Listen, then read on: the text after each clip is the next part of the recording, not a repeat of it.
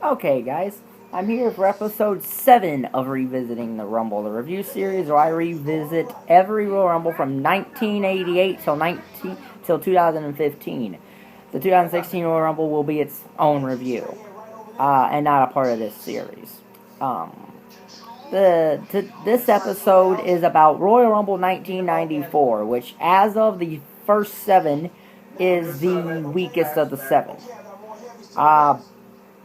So, it took place on January the 21st, 1994, from the Providence Civic Center in Providence, Rhode Island, which is the only time I believe the Royal Rumble has been to the state of Rhode Island. And I think it's the only Big 4 pay-per-view to be in the state of Rhode Island, actually, too. So, it's a 5-match card with 3 championship matches on it. The opening contest is Tatanka versus Bam Bam Bigelow. This was supposed to be Tatanka versus Bam Bam Bigelow, this was supposed to be Tatanka versus Ludwig Borga, but Borga had an ankle injury and then disappeared from WWE after it. So Tatanka versus Bam Bam Bigelow in a 1.5-star match. Not a really good match. Tatanka wins with a crossbody off the top rope. Both Tatanka and Bigelow would come back and be a part of the Royal Rumble later. 1.5 stars. So then we get the next match, which is the WWE Tag Team Championship match. It's the Quebecers, Jacques and Pierre, with manager Johnny Polo, who, fun fact, was Raven before he turned into Raven. And they're facing Bret and Owen Hart. What? Are they in the same spots with PS3? This is a 1.5-star match. Tag match. Not a good tag match. Bret Hart blows his knee out in the match and has an opportunity to make a tag, but instead of making the tag to Owen, he goes over and puts the sharpshooter on one of the Quebecers, which makes the referee stop the match, giving the Quebecers the win. And what follows is Owen kicks Bret's knee and then gives his very historic promo about Bret being too dang-on selfish, and that all he cared about was himself, and that he didn't care enough to help his younger brother win his first championship opportunity. So, that's a historic moment, but still it's 1.5 stars. So the next match is the WWE Intercontinental Championship match, as it's Razor Ramon versus IRS. Not a good match here. There's a ref bump. Razor hits Razor hits IRS with his briefcase or something. But there's no ref. Razor goes for the Razor's edge. Shawn Michaels comes in, hits Razor with the bogus Intercontinental Championship. IRS gets a pin, but then it's the classic one referee comes in and tells the referee who was down what happened. Razor hits the Razor's edge, pins IRS, and gets the win. And retains the Intercontinental Championship. 1 star. So then we get the casket match for the WWE Championship. Only the second casket match in WWE history. The first for the championship and the first at the Royal Rumble. This is a 1.5 star match. It's a basic brawl that you can find.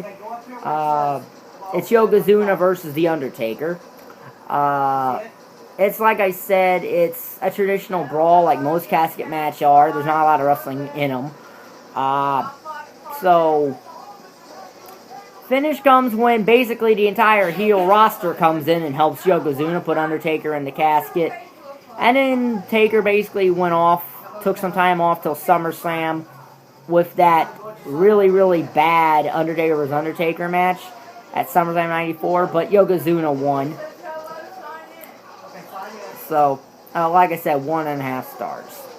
That brings us to the 1994 Royal Rumble match, which is started by Scott Steiner and Head Shrinker Samu. As usual, the entry order will be in the description box, along with the Classic Superstar will be there, and Superstar and also Eliminations will be there.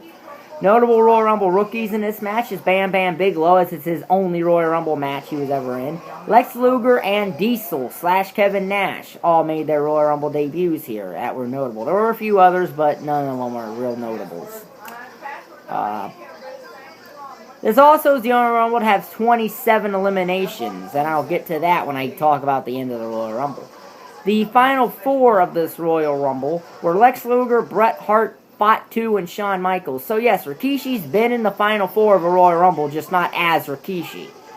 Hart and Luger eliminate Fatu and Michaels. Comes down to Bret Hart, Lex Luger. They have a small little punch exchange at the end. And then they both go over the top rope. They both hit the floor together.